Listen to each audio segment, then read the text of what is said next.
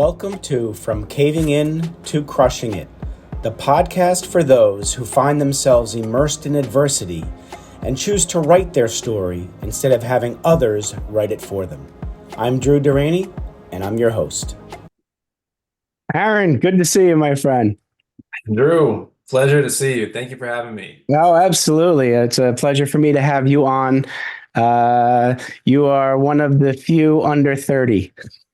I barely made the cut by just a couple years. You made the cut by a couple of years, and I love talking to the youth in our country because the future's up to you guys. I always say that there's, how there's 18 holes in golf. I say that you are in the front nine of your career. I'm in the mid nine of my career, and then we got to help the other people who are in the back nine of their career. So That's right. For coming on, man. I really appreciate it. Thank you for having me. Again, Drew, even to your analogy about golf, front nine, back nine, you enjoy talking to the youth. The only reason that have had any level of success, whether in my 9-to-5 job or as an entrepreneur, is because I've learned from people who have walked the path before me, much like yourself, who are leading groups like you are. Mm-hmm. It makes all of the difference in the world. It certainly does. So thanks again for coming on. And I always thank the person who introduced me to my guest, and Nate Wild, I have to thank for introducing us. I'm grateful for him and for the fact that he thought about putting us together. On this show, Aaron, we talk about how when we grow up, people with the best intent tell us that if you do certain things, everything's going to be fine. The linear path, do A plus B plus D, and E is going to happen, Aaron. Everything's going to be fine. Ultimately, we end up doing all the right stuff and stuff happens. It's because we cannot control external circumstances. And there's three types of men out there. There's man number one, who has a defining moment right in front of him and he doesn't even freaking notice it. He's like so clueless and so just sleepwalking through life. He doesn't notice it and he's just going to continue his unfulfilled life. And then there's man number two, who sees something in front of him. He looks at it, he goes, oh man, that's a barrier. I can't get by that. I'm just going to retreat, give up, and continue my unfulfilled life. And then there's man number three. And that's the man I interview. And that's you. That's the man who sees something in front of him, looks at it and says, hey, you know what? I'm seeing that as an opportunity to live a better life and become a better man. I'm going to seize that moment and I'm going to take on the world. That's who I interview here. And I'd love for you to reach back as far as you need to grab that defining moment that you said, hey, Aaron, there's a better way to live. And now you're doing it. And it's molded you to who you are now. Can you reach back and give the audience a little idea of that story? Absolutely. So there's two stories that come to mind. One from personal life, one from professional life. I'll start with professional life. From professional life, it was when I was working in corporate America. And I worked in higher education before that. I was there for about 5 years, but I knew that I wanted growth in my career. And unfortunately, at the institution I was at, and the way that things were going, this was, mid-pandemic times, and I knew that there was a low ceiling for growth with my career in higher education. And for those financial milestones, for those, job title milestones I wanted to hit, I knew I would have to make a pivot, either hop to another university or change industries entirely. An opportunity came where I could change industries and I could move into corporate America. And it was for a small consulting firm out in Orange County. A friend of mine worked in HR there and he said, hey, I think you'd be a good fit. And I'd known him for 12 years. So I said, sure. And pay was great. I worked with great people. Some of them are still my friends today, but the job itself was killing me. And I come from relationship management. I love to talk clearly. And getting to know people on a one-to-one level is where I find that I'm best. That's when I show up as my best. That's when I perform my best. Right.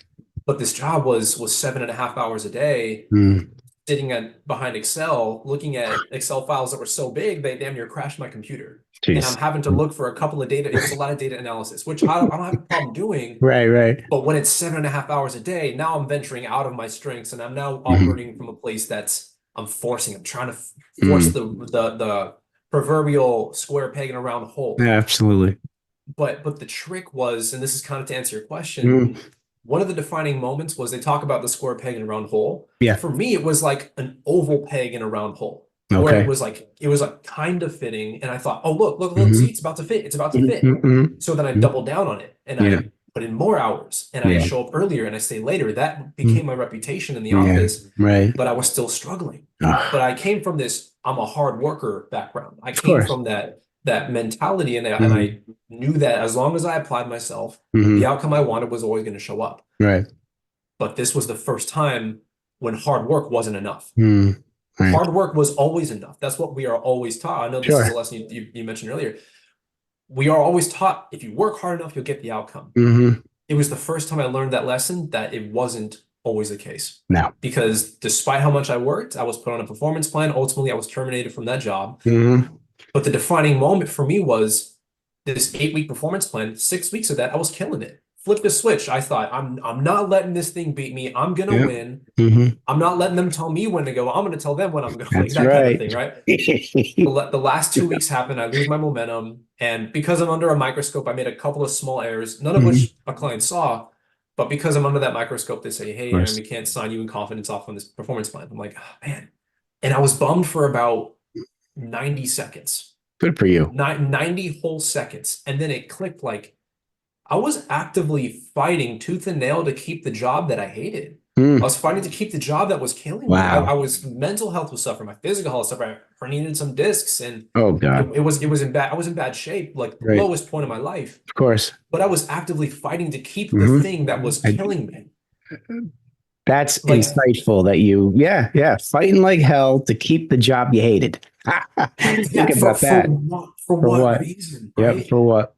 And all I can chalk it up to for me was those first 6 weeks was my will. I was forcing Yeah. it to happen. And those Yeah. last 2 weeks, divine intervention saying, look, Aaron, if you stay here, it's going to ruin you. But I have to Mhm. step in now because if you stay here, it's not going to be a good outcome for you. You need to pivot this way. Yep. And my last day was on a Monday. Yeah. I went to an event on a Wednesday, and by Friday, I was offered a position, or I was offered a partnership with Absolute Motivation, which is the brand that I contribute content to, that I'm actively Beautiful. involved in. Right. It all happened within the same week, but There we go.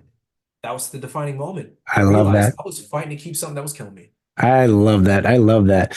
And that'll teach you both professionally and personally in life to Absolutely. to be aware of what you're fighting for, right? Definitely. Yeah. So you said Um, you also had a personal pivot moment, defining I moment. did. Yeah. That's What was right. I that? didn't even mention the personal moment. Yeah. Personal moment for me was it actually stemmed from a prior relationship that I had. Okay. And you know what, actually not needing to get too much into it. Yeah. It basically came down to this idea of there's no way that this can be the best case scenario for a relationship. Like Mm-hmm. I was like, I was like, man, I really like this person, loved this person, but we fight 4 days out of the week. We Woo. fight 5 days out of the week, but Oh those my 2 days goodness. are great. Ah. Those 2 days are wonderful. Yeah. But is it worth the 2 days of joy to put up with 5 days of Wow. fighting and nitpicking and I'm sitting there like, man, and as a Mm. now these maybe this is for me, not speaking on behalf of all men, right? But No, as a that's right. man, I'm like, Yeah. I wanna be the safe space. I wanna, at the Yeah. time, this is when I was in college still, but Right. it's like Right. I want to be as much security for that person as possible. I want to be Sure. reaffirming for that person. Right. But it was like I was trying to play that role, but also trying to hold my ground in these Yeah. arguments. And it was, I'm not going to say it was all their fault because in No. hindsight, I Yeah. obviously had a contributing Yeah. role. We all play a But part. Yeah. exactly, but it came down to this idea of there's no way this can be the best case scenario for a relationship. Hmm. Absolutely. And left that relationship, spent 5 years of my life in like intentionally single without having a titled girlfriend, Good that for kind of you. thing. Good for you. And I'm a firm believer that every person, every man should spend an extended period of time single because you need to know how you Yeah. make decisions Hmm. without being influenced by the bias or being biased towards how somebody else will respond to them. Absolutely. Yeah. This, um, I'm with you. The most important relationship we will ever have is the relationship with ourself. yeah, you hear that. It's a great piece of advice. It's I didn't know what true. it looked like. I didn't know what it No. looked like in real time No. until I thought, wait, I spent 5 years learning how to make decisions on my own without Mm-hmm. wondering, well, how is the girlfriend going to feel about this? How is, Mm. Yeah, do what are I they do I going to really think? like it? Do I like it because she likes it? Do I like it because I want her to Yep. like me for it? Oh It boy. was Yep. that's an example of you got to Yeah. get to know yourself. Absolutely. But that lesson translated into every area of my life.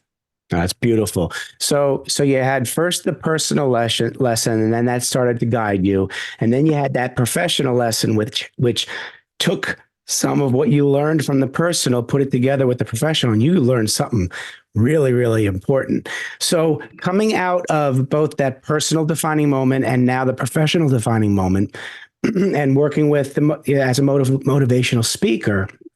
How have you taken those lessons that you've learned, and how are you then using the speaking vehicle to let others know that they can make those choices too?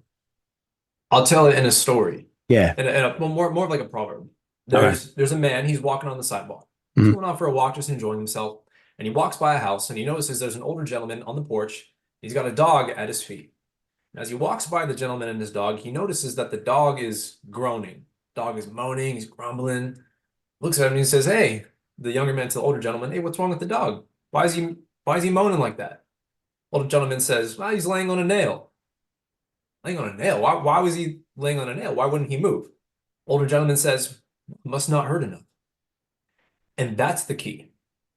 I firmly believe, without obviously an arbitrary percentage, but I believe that 90% of society knows they have enough pain in their life to want different, but not enough pain to make them do something about it now. Yep. Me as a motivational speaker, as a speaker in general, I always felt that I could do this. I knew I had a knack for public speaking. Call it nature, call it nurture. My dad is an extrovert, social butterfly, never met a stranger, that kind of type. Yeah, right. And even growing up, when we would go to church, if a lector didn't show up to do the reading that day, he would just volunteer and do it. And this is to the whole, they picked, 2 readers. Yeah. And he would come up and be one of them without knowing anything. Yeah. Not knowing what the scripture was that day. He would just go up and speak to the entire church. Wow. So 7-year-old me, 5-year-old me is looking at this like, must not be a big deal, I guess. So I grew up thinking that it's not that terrifying. Good. The irony of it being one of the top fears in the country. Right. So that's kind of like a nature nurture element. Right. But I always enjoyed speaking. That corporate job that I really didn't do well, I didn't enjoy. They launched a Toastmasters chapter, and that's when I was like, I need to look at this. I need to really launch myself into this and see if I can do something here.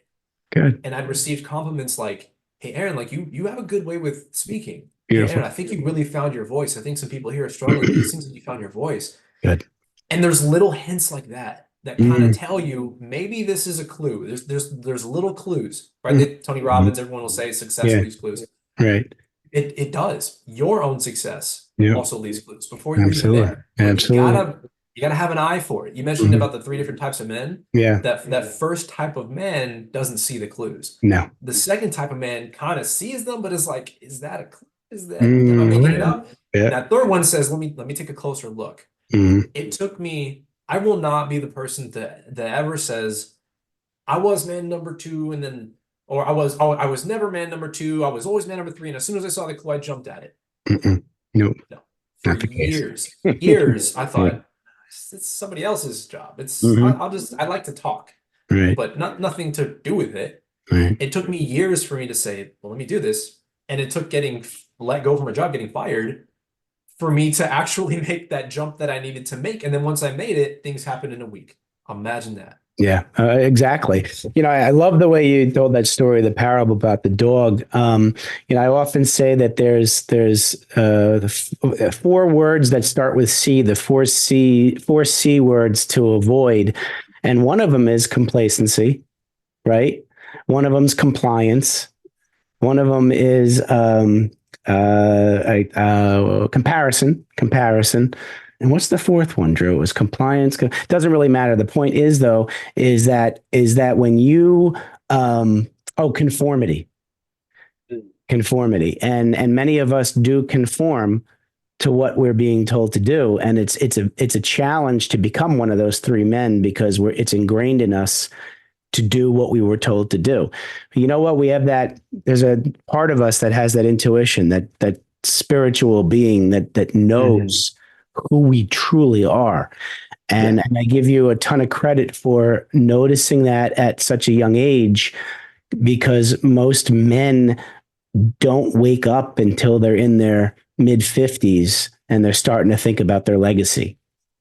Hmm. So I give you a ton of credit, whether it's Thank you. nature, nurture, or, but you have that Thank you. greatness inside of you and you were able to pull it out. So, what's one of your, like, as far as your talk titles or one of your, what, do you have a favorite one? Do you have a keynote? And what is it? What would be like that visceral feeling for the audience if they hear you speak? Sure. So there are two real key talks that I give right now. Yeah. And then they all kind of fluctuate depending on the audience. Obviously, I would speak differently to a college audience as I would Yeah. to a private mastermind, as I would to a company, for example. Right. The first keynote that I give is about identity. Okay. I'm a first generation college student. I was told to work hard. I was a hard worker. I was an athlete. And then all of that got taken away from me because I got Yeah. hurt. Right. So even if I was doing poorly in school, if I was Right. doing poorly at work, at least I could go run. At least I Yeah. could pick up something that was heavy. And that gave Absolutely. me a sense of value. That gave me a sense of self-efficacy. Sure. It was so much more than just, oh, I'm gonna go burn calories, I'm gonna look good. It was a sense of at least I'm useful. Yeah. But then I got injured. I herniated a disc, had a severely compressed disc right above Oh, it. It yeah. hurt. It, Yep. it hurt to put on socks. For any of you who've herniated a disc, know the feeling. Take that for It's granted, not. right? It's No. it's not fun. No. They told me, oh, you'll be back in 4 to 6 weeks. Even to this day, I'm still a little bit careful, but it's been over a year for me to Mm-hmm. feel confident. In Right. 12 months, not 4 to 6 weeks. Yeah. But it's been so much trial and error. Right. But I talk about identity because who was left after hard worker was taken away? I got fired. Hard Mm-hmm. work wasn't enough. Who Mm-hmm. was left after athlete was taken away? I couldn't run. I couldn't pick up weights. Right. What was left? And I had to really dig deep. And so I tell my story and I leave people with, well, at least my goal is to leave people with a sense of you're more than the labels you attribute to yourself. Love that. Love that. If you limit yourself to the label, Tony Robbins, many personal development Mm-hmm. leader Yeah. will say you fight for the identities and you fight for the Mm-hmm. limitations. Yeah. You get to keep them. Whatever identity you have, Mm-hmm. your lifestyle will reflect behavior that reinforces that identity. I stay fit because I identify with athlete. Yep. I work hard, whether it's washing dishes or sending emails, because I identify as being a hard worker. Mm-hmm. Mm-hmm. I do things to reinforce them. And if you take Mm-hmm. a minute to reflect on the identities that you say, oh yeah, that's what I identify with, Mm-hmm. think about your behavior. You're probably doing things that reinforce them. Absolutely. Now, keep in mind, I didn't say it was a positive identity. It could also be a negative identity. True. I'm not immune to that either, and I have to check myself, and I rely on others to check me as well to Mm-hmm. keep myself in line. But I talk about this because you have to know what to do when those identities get taken from you. And I speak to this to college students, and that really helps them as well. So you mentioned identity, and I was talking to somebody that told a story of a colleague of theirs or a friend of theirs or somebody they knew was an attorney for like 40 years, right? And all he did was identify himself as attorney, and then he retired, and he had that title at home, and he wasn't practicing, and he kind of lost himself into depression because his identity was, I'm a practicing attorney. Well, now he's a retired attorney, and he had tied his entire identity on an external label for work he used to do. And he was lost, and he's working on finding himself right now. And it's a very good point that if we tie our self-identity to an external circumstance that's fleeting or something that we're chasing, at some point we're going to lose it. And yeah, we're going to lose ourselves. I've done it. So thank you for sharing that, because I think that's the biggest thing people need. That goes back to that relationship with ourselves is the most important relationship, because that's when you find your identity and never let it go. I love that. I'll add to what you're saying as well, and saying, Mm. at least this has been the case for me. Your identity will shift. What you identify with will shift a little bit over time. Mm-hmm, mm-hmm, absolutely. And that's okay. Mm-hmm. It will feel like panic at first. Yes, absolutely. It will feel like panic, like this is all I've ever known. Right. And this is not just professions, right? Right? This is the title of mother and father. Yeah. And I'm speaking as relationship with my own parents. Right. When my older sister moved out of the house, Mm-hmm. it was my mother has had. Well, I credit so much of who I am to because I had a two-parent household. Right. My parents have been very supportive, and they provided opportunities that they never had, Sure. like being a first-generation college student. Yeah. But it was later in having, those adult conversations with your parents. Mm-hmm. My mother mentioned that she had a very strong identity with being a mother. But when there was empty nest, it was like, Oh, it was like, wait a mm. minute, what do I do now? Now what? And Who and am I? she Yeah. and she's kicking butt right now because she's like, I get it. I know what I got to do now. And she's kicking Good. butt at life, and I love her so much. I'm so, so proud of her. Beautiful. But even to the point of Mhm. parent, Yeah. I'm not a parent yet, right? But I'll tell everyone this. I look forward to the day of being a father. I Mhm. don't need to be one tomorrow. Yeah. I don't need to Right. be one in 9 months. But everything that I do, Yeah. I am so deeply intrinsically motivated Yeah. by one day having children Yeah. Absolutely. and wanting them to know their father, being present, giving Hmm. them as much wisdom and as much Hmm. guidance that's grounded in authenticity and in truth as possible, Yeah. surrounding them with right people, Hmm. allowing them to fail, knowing how to guide them through those failures. Right. Everything that I do is to one day be a great father. I love what That's you such a said, North Star for me. Aaron. Words are so important, and I don't want to gloss over a word you just used. You said you are intrinsically motivated. That is Yes. so crucial. So, folks, grab onto that word intrinsically, because the things that disappoint us in life are extrinsic, and our reaction towards extrinsic circumstances. That term intrinsic motivation is key. And thank you for using that word. I didn't want to gloss over that, Aaron.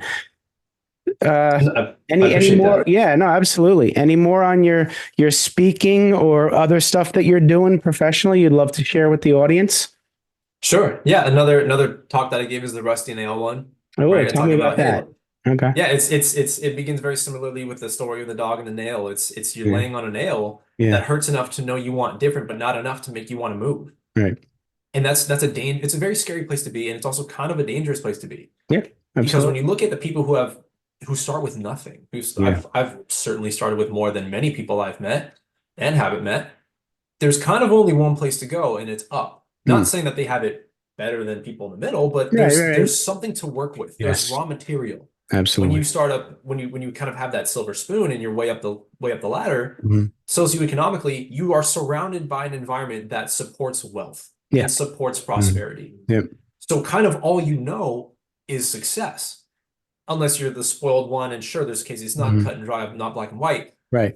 But as far as like the chances for learning one type of thing that perpetuates success, yeah, you're surrounded by it because Hmm. that's your neighbors, it's your parents, it's your Right. school. Right. But that middle group is kind of tricky Hmm. because it's not enough pain to say I have only one way to go and that's up. Yeah. But you know it's not enough because you're looking up saying, well, they got more and Hmm. it's so far Hmm. away and how do I Yeah. get there? Yeah.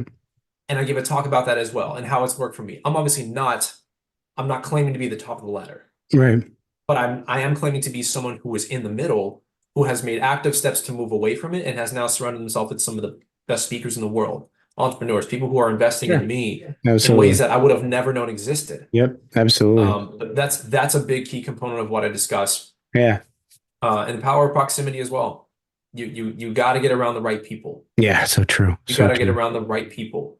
One of my favorite talks that I like to give Yeah. is when I was first speaking, my Yeah. very first speaking opportunity. It was Yeah. to a private mastermind. It was a virtual setting, 17 people, and the audience was between 23 years old, Right. recent college grads. They're on Yeah. fire, ambitious for life, Yeah. Absolutely.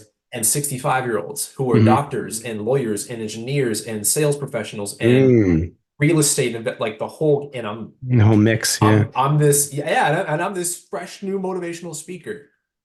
What could I say to an audience like that? What could I have possibly said that would leave an impact on them? So I give a talk about that as well. So I'm not going to give the spoiler alert. I I'm not love going to it. No, you let guys you are all gonna know, have to find but him. you're gonna have to That find me for that one. that is But beautiful.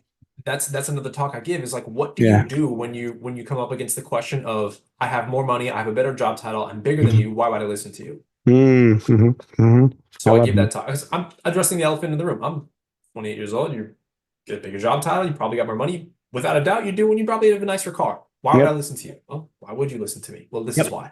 I love So it. I give that talk as well. That's a great talk to help people get out of that imposter syndrome feeling where you don't feel comfortable. Like, why would people listen to me thing? A lot of people Yeah. need that. So thank you for for offering that, Aaron. So, Aaron, I can guarantee you the audience has now captured the essence of Aaron Vilaubi, and they're going to want to get in touch with you. So, folks, here's the best way to get in touch with Aaron. His website is www.aaronvilaubi.com. Vilaubi, it's pronounced Vilaubi, but it's AARONVILAUBI.com. That'll be in the show notes. Reach out to him. Upper right-hand corner, you'll see all of the social media things, Instagram and LinkedIn, easiest way to get in touch with him. And Aaron also said that through that, there's a contact me page. If you reach out to Aaron via the contact me page on his website and reference the podcast From Caving In to Crushing It with Aaron Vilaubi, he'll give you a free assessment call in what, Aaron? What are you going to talk about if someone reaches out to you? Yep. We're going to do an assessment of your baseline. Where are you at? I do offer coaching, and this is the first thing that I start with anyone that I work with. The reason that I stress the importance of this is you think about a quote by Aristotle. If a man knows not where he sails, no wind is favorable. You got to know where you're going, and you got to know where you're starting. You have to know your baseline threshold. So we're going to do a full assessment of your calendar, time management, lifestyle habits, your fitness, your nutrition, because there are there's a lot of coaches out there who will kind of give you intangible things you can't really hold in your hand. One thing that I do with people I coach is saying, no, like, you are what you eat, the media you consume, what you put in your brain, your social media feed. Absolutely. We're going to do a whole head to toe audit of things and say, okay, like, what are you doing that's hindering you being great at your job, or you wanting to be a better representative of your community, or whatever role you want to improve at. I'm going to meet with you one-on-one and do an assessment of, let's see, these are some basic rules of thumb that have worked for me, that have worked for everyone that I've ever met who's excelling in life. And I've taken those principles and applied them to my coaching program. I will do that assessment with a person for free. It'll be anywhere between 30 minutes and an hour-long conversation, just depends. And I'll also, I actually didn't mention this earlier, I will also send them an ebook that I provided about the 9 ways to optimize your opportunities in 2024. Oh, love that. Like and I stress 9 ways to optimize your opportunities. These are the habits. These are the tried, tested, and proven method that I use, that I've used for years, that have led to landing mentors, that have landed podcast opportunities like this, that have led to speaking engagements. Every job that I've ever had, right? Like, I will never bash a 9 to 5. By the way, I will never bash a 9 to 5. What I will bash is when you betray your own human spirit in the name of just a job. Absolutely. Like, you can work a job and still be a very spirited person. Like, that's very possible. I don't subscribe to the, F a 9 to 5 entrepreneur. No, I don't subscribe to that. Everyone has their own path. Yep, absolutely.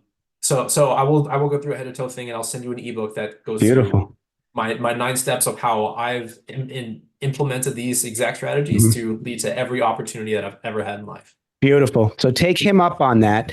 And Aaron, 2 final questions before we wrap up, my friend. Sure. Aaron, you have an opportunity to sit down with young 7 to 10-year-old Aaron to give him advice about life. What are you going to tell him? 7 to 10-year-old Aaron. Don't break the neighbor's roof with the soccer ball. That is a very good advice. Yeah, no. He's not going to listen to you, so give him something else. Yeah, right. He's going to do it anyway. 7 to 10-year-old Aaron.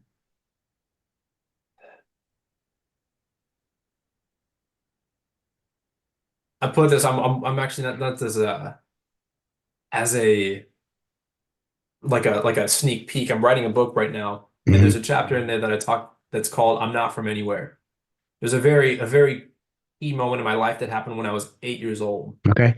I would say have empathy. Get to know somebody. I would say get to know somebody. I wasn't a troublemaker kid as much, even though I did break a neighbor's roof from time to time. I wasn't a troublemaker kid, but there were definitely some other kids that were the troublemaker kids. And there was one one time that I got to know one of them. Turns out the kid was an amazing artist. Mm. Amazing artist. He got in the habit of, well, not the habit, but he would gift me like colored pencil drawings, and they were really good. I remember them being very good. Granted, I'm Yeah. like 7 or 8 years old, but I knew that when he gave them to me, I appreciated it, and I could tell even at that age when I told him how grateful I was for it, it lightened him up a bit. Mm. And I wonder what would have happened if I had been his friend a little more. If Wow. I had gotten to know where he was coming from. I don't know what Mm. happened to him. I just know that this kid was always getting sent to detention. He was always getting told to sit outside Yeah. because he was disruptive, but I knew that he was an amazing artist. I remember he drew me a picture of a tiger one time. Oh, yeah. Wow. Vividly remember it. I vividly remember it. But I would say get to know a kid. I love that. Get to know a kid. I love that. All right. So switch hats. Now you're sitting down with young Aaron, young businessman, young entrepreneur, and you want to give him advice about business. What are you going to tell him? Man, this is kind of a funny question because I would still consider myself relatively new to the entrepreneurial space. Mm-hmm. Not relatively, I still am new to the entrepreneurial space. It could be the young business I would, too. You know s- what you I would, encountered. s- Yeah. yeah, not to discredit myself, I will say that.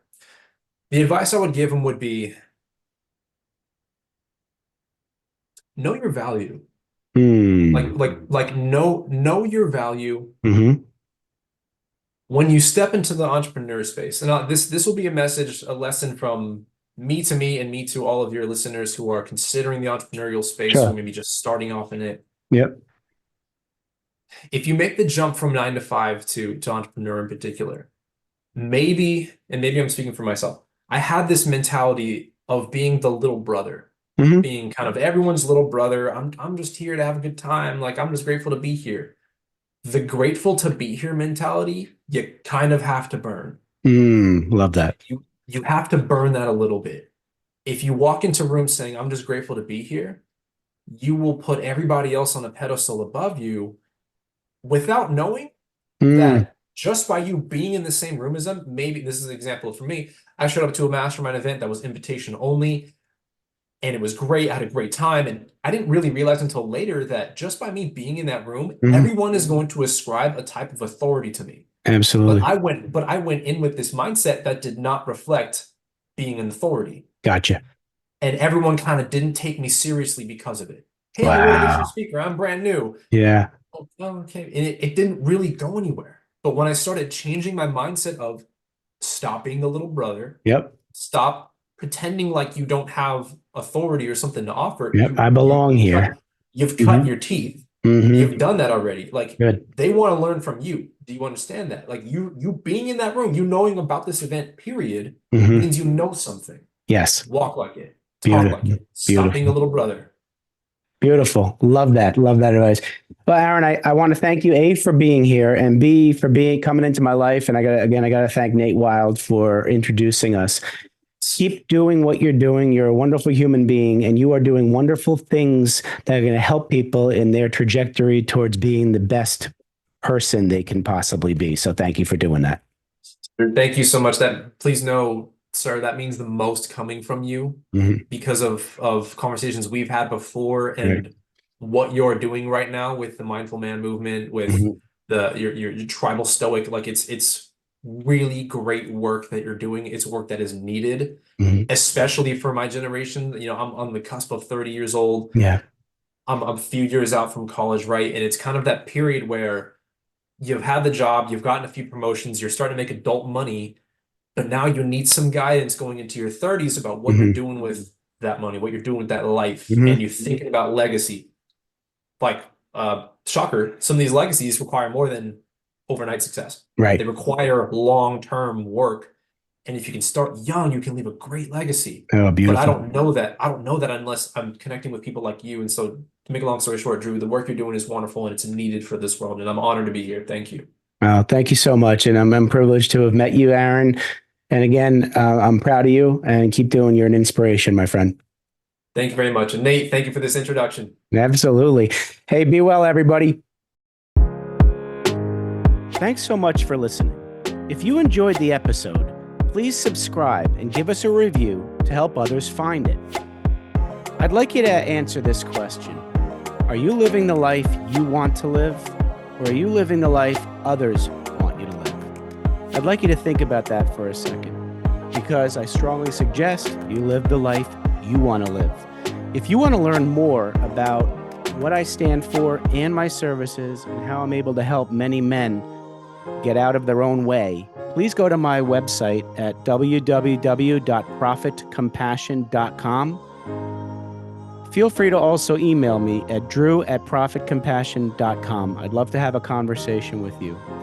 Take care of yourself and choose to write your own story instead of letting others write it for you.